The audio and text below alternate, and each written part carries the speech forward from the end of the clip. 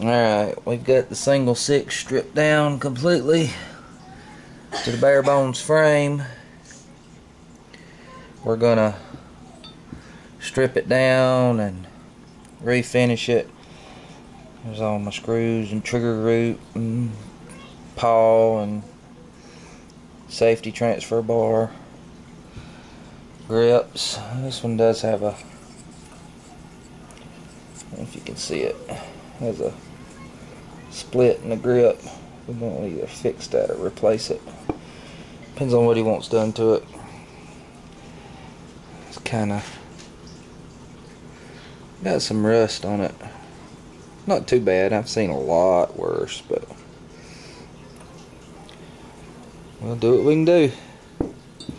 We'll do some more work on it. I'll make another video. Alright. Alright. We got all our parts stuck in here. All our little bitty parts I got in these little bottles. Springs and pins and stuff. You know, for like the sight. Up here, little pins that goes and stuff in there. We're gonna soak this thing. I gotta work all weekend, so I'm gonna soak it and then I can take it first of the week. Look and see how deep the rust is. See whether we wanna sandblast it, hand sand it, you know, whatever we wanna do. Yeah. I will say if you're gonna blue them and really want to make them look good, you probably want to hand polish them, the metal first. I mean, you can use a sandblaster, and you just might want to go back over it with some real fine 600 grain, 1000 grain, 1000 grit sandpaper. Really make the metal pop before you do it.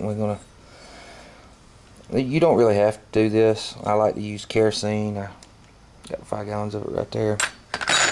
It just makes all this cruddy stuff a little bit easier for me to clean out. So we're gonna put her to soaking. Let her soak all weekend while I'm at work. Alright, we got her soaking in our kerosene bath. I got all my little components, little springs and pins and stuff in these little bottles. So I'll let them soak. It just makes it a little bit easier for me to clean them out. You know, kerosene's nowhere near expensive as hops number 9 or ballistol when you're talking about volume.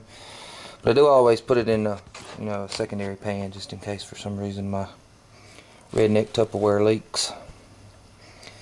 But that's just gonna get in there and, you know, loosen up a lot of that stuff, make it a little bit easier to scrub out.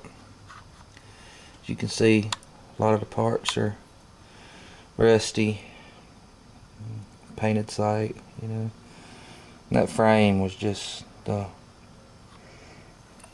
grip part of the frame. The paint had just come off, so I'm pretty sure we're gonna have to Duracoat that to a semi-gloss black. I gotta make up my mind whether I want to blue the revolver frame and cylinder itself, or if we're just gonna Duracoat it. This gun belongs to my uncle, and a lot of times this is a gun that gets used and abused, you know, thrown in the tackle box, thrown in the boat, thrown in the car, glove box, camp gun, whatever.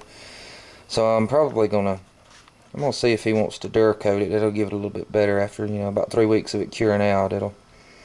Should give it a lot better lifespan on times in between we have to refinish it. But maybe I'll get on to the next step and I'll show you what we do.